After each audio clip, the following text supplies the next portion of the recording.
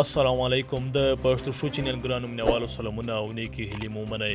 طالبان امریکا او افغان حکومت د سولې په لاره کې خنډونه جوړوي. طالبان او افغان حکومت او امریکا د سولې په برخه کې د خنډونو په جوړولو تورن کړي دي. وسلوال طالبانو په یوه تازه خپره کړې اعلامیه کې ویلي ګڼو لورو ترې غوښتي چې اوربند یا کم اورکم وکړي.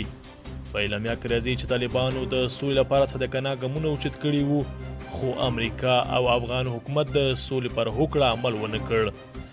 د دوی په خبره زندانیان آزاد نشول، د بین الافغاني خبرو لپاره پلاوی ونه ګومرل شو او افغان حکومت بریالی نشو چې خپل اختلافونه پای ته ورسوي.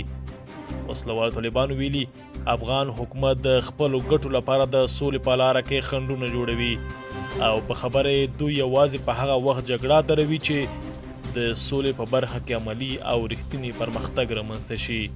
طالبان داسې مهال دغه څرګندونې کوي چې له څو ورځو راهیسې د امریکا، ناټو او اروپایي ټولنې مهمو چارواکو له دوی د اوربند غوښتنه کړې ده.